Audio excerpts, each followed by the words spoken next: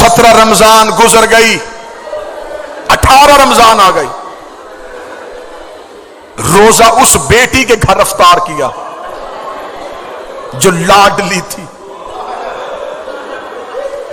جناب کلثوم صلوات اللہ علیہا، ان کے گھر علی کا آخری افطار۔ بیٹی نے باپ کی محبت میں دسترخوان بھرا ہوا تھا، علی کی آواز آئی، کلثوم تجھے خبر ہے تیرا بابا کبھی دسترخوان میں اتنی نعمتیں رکھ کے روزہ افطار نہیں کرتا، نمک پانی، ایک روایت کھجور اور پانی، روزہ افطار ہوا۔ بہنیں اس بات کی گواہی دیں گی، بیٹیوں کی بڑی حسرت ہوتی ہے باپ ان کے گھر سے کھانا کھائے۔ بی بی رو کہتی بابا بڑی محنت سے سب کچھ بنایا تھا، بابا تو نے بیٹی کے گھر سے کچھ بھی نہیں کھایا، بابا ایک منت مان، میں نے بڑی محنت سے شربت بنایا ہے، بابا ایک گھونٹ شربت تو پی لے۔ علی نے رو کے کلثوم کے سر پہ ہاتھ رکھا، رکھے گا وہ سنبھال کے رکھ لے، میرا کوئی مہمان آ رہا ہے۔ بیٹی کو کیا خبر تھی کہ یہی شربت بابے کے قاتل کو پلانا پڑ۔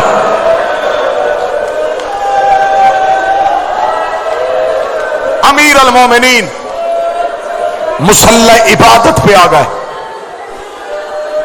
آدھی رات تک علی مناجات الہیہ میں مصروف رہے۔ اس دن علی کی مصلی پہ اللہ سے گفتگو کرنے کی طریقہ اور گفتگو کا انداز بدلا ہوا تھا۔ علی کی اولاد ایک حجرے میں اکٹھی ہو گئی، بی بی عالیہ رو کے کہتی ہے حسین میں نے خواب دیکھا ہے، کعبے کے غلاف کو آگ لگی ہوئی ہے۔ حسین رو کے کہتے میں نے خواب دیکھا ہے میری ماں کے سر سے چادر اتری ہوئی، اللہ کوفے میں خیر کرے۔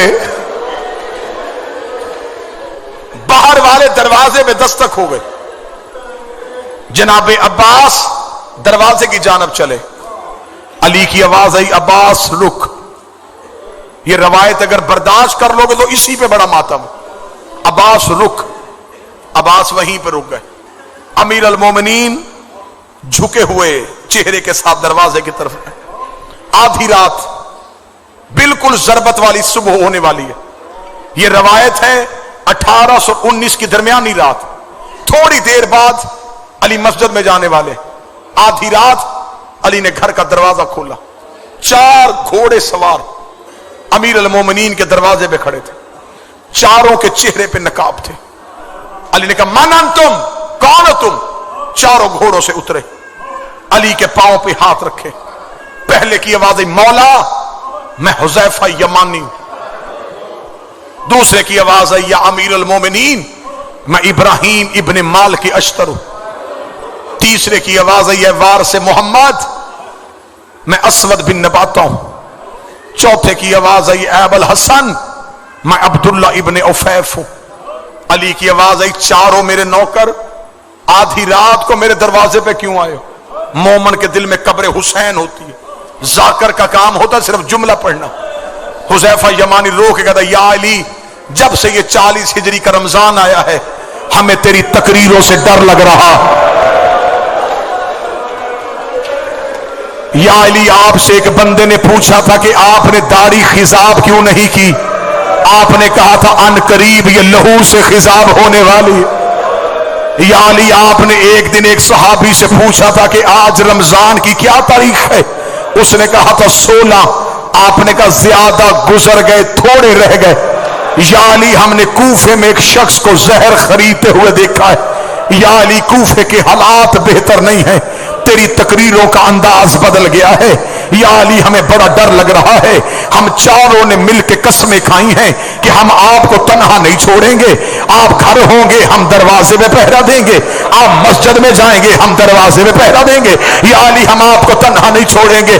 علی نے ہاتھ اٹھا کے کہا اللہ تمہیں جزائے خیر دے، تم نے اپنے وقت کے امام کا خیال رکھا، لیکن میں حکمن کہتا ہوں مجھے پہروں کی ضرورت نہیں، اگر پہرا دینا ہوتا میرا عباس جیسا بیٹا ہے، میرا حسن جیسا بیٹا ہے، جاؤ اپنے اپنے گھروں کو واپس چلے جاؤ۔ حذیفہ یمانی کہتا ہے علی کے حکم کے بعد ہم پہ کھڑا کھڑا ہونا حرام ہو گیا تھا. حذیفہ کہتا ہم چاروں گھوڑے لے کے علی کی گلی سے روتے ہوئے نکلے. حذیفہ یمانی کہتا ہے جب میں علی کی گلی کا موڑ مڑنے لگا میں نے آخری بار مڑ کے علی کی طرف دیکھا. علی ہاتھ ہلا کے کہہ رہے تھے حذیفہ اللہ کے حوالے، حذیفہ اللہ کے حوالے، حذیفہ اللہ کے حوالے. حذیفہ کہتا میں روتا روتا گھر آ گیا. میں نے اپنے سر سے امامہ اتارا، دیوار پہ مارا، تلوار نکالی، ریت پہ پھینکی. میں ایڑیاں رگڑ کے رونا شروع ہوا. میری بیوی قریب آ کے کہتی ہے علی کا سپاہی ہو کے بچوں کی طرح کیوں رو رہا ہے؟ رو کے علی کے دروازے میں پہرا دینے گئے تھے، علی نے خالی واپس بھیج دیا. کوفے کے حالات بہتر نہیں ہے، بیٹیاں بابے کی شاہی دیکھنے کے لیے آئی ہے. حذیفہ کہتا میری زوجہ کہتی ہے علی کو تیرے پہرے کی کیا ضرورت ہے، وہ فاتح خیبر ہے، اس کی تلوار سے زمانہ ڈرتا ہے. حذیفہ کہتا میں روتا روتا سو گیا. تھوڑی دیر کے بعد میری بیوی نے میرا کانٹا ہلایا، ہلا کے دی حذیفہ جان سونی یہ آواز کس کی ہے؟ حذیفہ کہتا میں تڑپ کے اٹھا، آواز آ رہی قد قتل امیر المومنین، زینب کا بابا مارا گیا، غازی کا بابا مارا گیا. علی کو ضرب لگ گئی، علی کوفے میں کتا. حوصلہ حوصلہ حوصلہ. قد قتل امیر المومنین، علی کو سجدے میں ضرب لگ گئی. حذیفہ کہتا میں دوڑا، جو شہادت علی سننے آئے. اب مجھ پہ سوال کرو کہ علی کے بیٹے کہاں تھے؟ کوفے کی جامع مسجد میں علی امامت کرواتے تھے. کوفے کی چھوٹی مسجدوں میں علی کے بیٹے نماز پڑھاتے تھے. کہیں سے حسن بھاگا ہوا، کہیں سے حسین دوڑا. غازی جہاں سے دوڑ رہا ہے وہاں سے دیواریں ہل رہی ہیں. مسجد میں سارے بیٹے پہنچے تو حالت کیا ہے؟ سید ایک لمحے کے لیے برداشت کرنا، علی کا سر ایسے کھلا تھا جیسے کاری کے ہاتھوں پہ قرآن کھلا ہے. حسن کی آواز آئی بابا آنکھیں کھول. مشکل روایت پڑھنے لگا. علی کے بیٹے، حوصلے کے ساتھ سننا، امیر المومنین کے بیٹے مسجد میں آ چکے تھے. ملعون ابن ملجم گرفتار ہو گیا. اس ملعون کو مسجد کے ستون کے ساتھ علی کے نوکروں رسیوں سے باندھ دیا. کبھی علی کا کوئی بیٹا اس کی طرف دوڑتا، حسین آگے آ جاتے، کبھی حسن آگے آتے. غازی خون آیا ہوا ہے آنکھوں میں. عباس بار بار کبھی قبضہ تلوار پہ ہاتھ، کبھی اس ملعون کا چہرہ. عباس اپنے ہونٹوں سے کہہ رہے ہو تو نے میری آقا زادی کے سر کے بال کھلائے، اور تو نے پردیس میں رلا دی علی کی بیٹیاں. بار بار حسین عباس کے سینے پہ ہاتھ رکھ کے کہہ رہا تھا عباس چپ، عباس صبر. جب علی نے دیکھا کہ عباس روک نہیں رہا، علی کی آواز آئی عباس جلدی جا، کلثوم سے کہہ میرا شربت دے. عباس گھر کی جانب دوڑا. جن ماتمیوں نے گلیوں میں رونا ہے ادھر عباس ہاتھوں میں شربت لے کے آیا. علی کی آواز آئی عباس اپنے ہاتھوں سے میرے قاتل کو شربت پلا. عباس کا سر دیوار پہ لگا، روکے گا دعا کر تیرے غازی کو موت آ جائے. حوصلہ حوصلہ حوصلہ. بابا میں تیرے قاتل کو شربت پلاؤں؟ آواز آئی عباس تجھے تیار کر رہا ہوں، آج میرے قاتل کو شربت پلا، کل حسین کے کہنے پہ زینب کا خیمہ ہٹانا. عباس تو نے بڑے صبر کرنے ہیں، عباس تو نے بڑے حوصلے دکھانے. نماز جس پہ ضرب لگی یہ نافلہ نماز کا آخری سجدہ تھا. واجب نماز جناب حسن کی امامت میں ادا ہوئی. نماز حسین کی بھی کربلا میں بڑی مشکل تھی، نماز کوفے میں حسن کی بھی بڑی مشکل تھی. بابے کا لہو مسلح پہ تھا. हसन ने कहा अल्लाहु अकबर। इधर जख्मी अली को उठाया गया, इधर अली की बीवियां दरवाजे पे आके खड़ी हो गई। अली की आवाज आई, हसन मेरे सहाबा को वापस भेज दे, मैं अली गवारा नहीं करता मेरी ज़ैनब की आवाज किसी सहाबी के कान में चली। अमीर अल मोमिनीन को घर में लाया गया। 19 रमजान का दिन गुजर गया, 20 की रात गुजर गई, 20 का दिन गुजर गया, 21 की रात आई। पूरी जिम्मेदारी के साथ पढ़ने लगा। 2 रातें अली की बड़ी बेटी आलिया हुजरे का पर्दा हटा के छुप छुप के बाबे को देखती रहे। बिल्कुल आखिरी जुमले पढ़ने लगा हूं, इसके आगे नहीं पढ़ूंगा।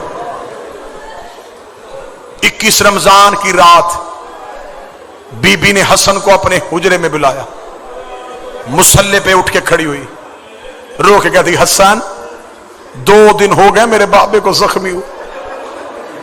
मैं ये जुमला अपनी माओ बहनों के लिए पढ़ने लगा। रो कहती, हसन बता मेरा बाबा बच जाएगा? हसन रो कहते, ज़ैनब बाबे की आखिरी रात है। रो के कहती, फिर मुझ पे एक एहसान कर, मैं मां के बगैर कभी बाबे से मिली नहीं थी, एक बार मुझे अपने साथ ले जाके बाबा मिलवा दे। हसन की कमर के पीछे चली अली की बेटी। अली का हुजरा बेटों से भरा हुआ था। हसन की आवाज आई, बाबा तुझे ज़ैनब मिलने के लिए आई है। अली बिस्मिल्लाह कह के उठ के बैठे। अली की आवाज आई, मेरा हर बेटा मेरे हुजरे से चला जाए, आज मेरी बेटी मुझे मिलने के लिए आई है। अली की बेटे हुजरे से निकलने शुरू हुए, ज़ैनब का बदन कांपना शुरू हुआ। इधर से हुसैन ज़ैनब के करीब से गुजरे। बीबी ने अब हुसैन की अबा में हाथ डाला, रो के कभी तू तो रुक जा, तू तो मेरे हिस्से का भाई है, तेरे बगैर तो मैं करबला भी नहीं जा सकती। अली की आवाज आई, हुसैन तू भी चला जा। अब अकेली बेटी रह गई और एक जख्मी बाप रह गया। बीबी रो करी, बाबा मैं जिंदगी में तुझसे कभी बोली नहीं थी, बाबा तेरी आखिरी रात है। अली की आवाज आई, ज़ैनब मेरे सरहाने बैठ के मुझे कुरान सुना। अली की बेटी ने कुरान पढ़ना शुरू किया। अली ने रोना शुरू किया। रो करी, बाबा तू क्यों रो रहा है? रो कर, बस तेरा लहजा सुनना था, अब मुझे पता चल गया तू शाम के बाजारों में खुतबे पढ़ लेगी। इधर अली की आंखें बंद होनी शुरू हुई। ज़ैनब रो करी, बाबा जल्दी ना कर, मैंने तेरे कहने पे कुरान सुनाया, एक बार आंखें खोल, मुझे बता रस्सियां कैसे पहनते हैं, मुझे बता बाजारों में कैसे चलते हैं, मुझे बता शराबी से कैसे बोलते हैं, मुझे बता पत्थर कैसे खाते हैं,